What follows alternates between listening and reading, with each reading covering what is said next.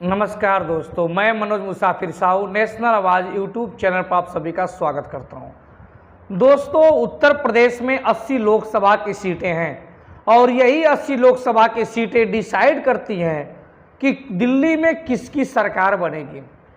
लेकिन सामाजिक ताना बाना को भी ध्यान में रखना पड़ेगा। ध्यान में ये भी रखना पड़ेगा कि जो समाज आपको बराबर वोट देता रहा है, उस समाज को आपने भागीदारी कितनी दी है। मैं आज बात कर रहा हूं 80 लोकसभा उत्तर प्रदेश की सीटों में एक सीट सलेमपुर की।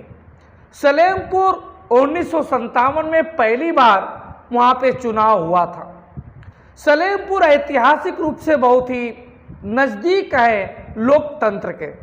सलेमपुर की अगर बात करें तो सलेमपुर में 5 विधानसभा सीट हैं। सलेमपुर लोकसभा में 5 विधानसभा सीट हैं, जिसमें 2 विधानसभा सीट देवरिया जनपद से आती हैं और 3 विधानसभा सीट बलिया जनपद से आती हैं। जो 2 विधानसभा देवरिया जनपद से आती हैं उसमें भाटापार रानी और सलेमपुर विधानसभा सीटें हैं, दोनों भाजपा के कब्जे में हैं। अगर हम बलिया की बात करें तो बलिया के 3 विधानसभा सीटें हैं, जिसमें एक बांसडीह है जहां से भाजपा की विधायक हैं, एक बेलथरा रोड है जहां पे सपा के सहयोगी सुभाषपा के प्रत्याशी रहे, उनके कैंडिडेट जीते थे। इस समय हालांकि वो ओम प्रकाश राजभर भाजपा के साथ हो गए हैं। और एक सीट की अगर मैं बात करूं तो सिकंदरपुर, जहां पे सपा के कैंडिडेट चुनाव जीते थे। तो सलेमपुर लोकसभा में 5 विधानसभा की सीटें हैं, 2 देवरिया जनपद की, 3 बलिया जनपद के।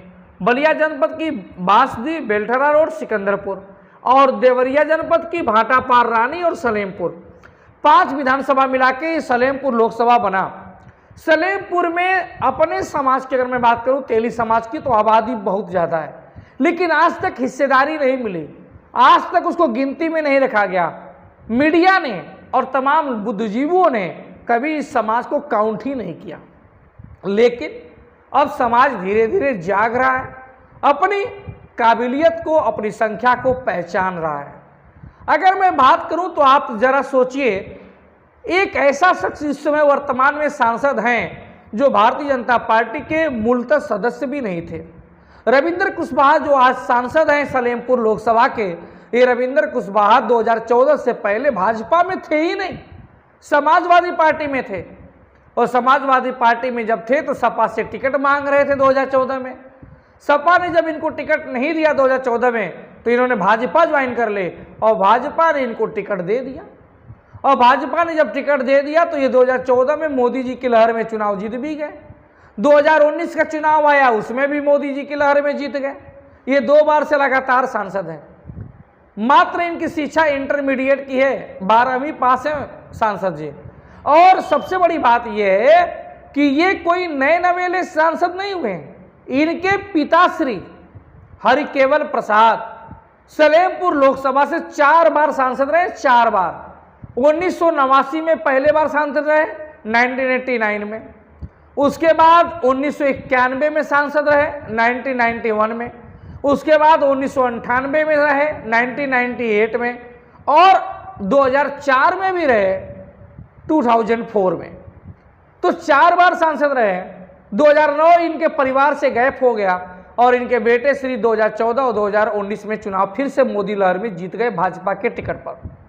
अभी तक सलेमपुर लोकसभा में 17 बार चुनाव हुए और 17 बार में 4 बार बेटा बाप और 2 बार बेटा, 6 बार बेटा और बाप, यही 2 लोग सांसद रहे, पिता पुत्र की जोड़ी। भाजपा कहती है हम परिवारवाद नहीं कहते।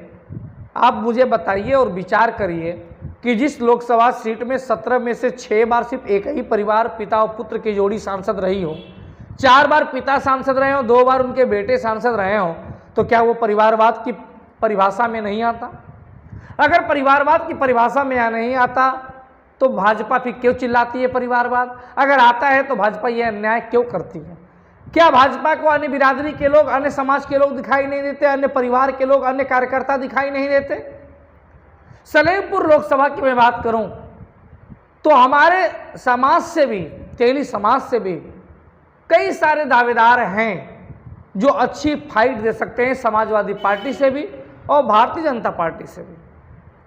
मुझे कई सारे नाम याद आ रहा है, जिसमें एक नाम मुझे संपूर्णानंद गुप्ता का भी याद आता है, जो लंबे समय से, जब से वो राजनीतिक जीवन में है तब से विश्व हिंदू परिषद की राजनीति करते रहे, हिंदू युवा वाहिनी की राजनीति करते रहे, महाराज जी के खास लोगों में शुमार थे। लेकिन अभी तक ना तो उन्हें 2022 के विधानसभा में पूछा गया, ना तो आयोग में कहीं बनाया गया उन्हें चेयरमैन, और ना ही जिलाध्यक्ष बनाया गया, और ना ही लोकसभा में भी। अगर चाहिए तो एक समाज के लोगों को भागीदारी देके समाज को जरूर आगे बढ़ा सकती है भारतीय जनता पार्टी।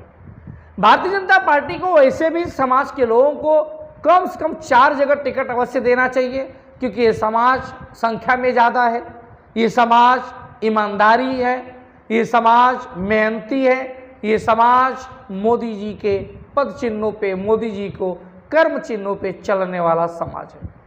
मोदी जी के नाम पे तमाम वर्ग के लोग सांसद बन गए, तमाम वर्ग के लोग विधायक बन गए। जो प्रधानी और सभासदी के चुनाव के जितने लायक नहीं थे वो विधायक और सांसद बन गए मोदी जी के नाम पे। लेकिन मोदी जी के खुद के घर के, परिवार के, बिरादरी के, जाति के लोगों को तिरस्कार कर दिया गया, उन्हें टिकट नहीं दिया गया, ना तो विधानसभा में और ना तो कहीं आयोग में उनको नियुक्त किया गया, मनोनीत किया गया। अब लोकसभा की बारी है, देखना है कि लोकसभा में क्या इस समाज को हिस्सेदारी भारतीय जनता पार्टी देती है।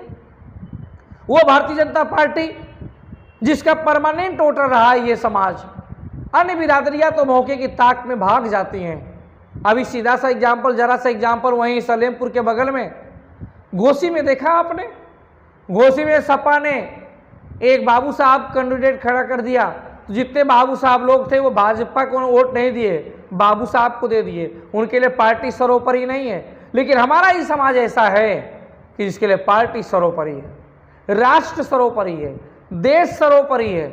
लेकिन इस बात को पार्टियों को भी समझना पड़ेगा। अगर वो पार्टियां नहीं समझेंगी तो आने वाले समय में हमारा समाज का युवा अब किसी के दबाव में बंधुआ मजदूर बनने वाला नहीं है। अब वो अपना खुद का रास्ता अख्तियार करेगा, पार्टी को छोड़ भी सकता है, पार्टी के वोटों का बहिष्कार भी कर सकता है, और आने वाले समय में एक नई पार्टी की लकीर भी खींच सकता है। देखना है कि समाज को आने वाले चुनाव में कितनी भागीदारी मिलती है। मैंने तो बता दिया कि अगर भागीदारी भारतीय जनता पार्टी देना चाहती है तो सलेमपुर से सुनहरा अवसर देकर इस समाज के भागीदारी को पूरा कर सकती है।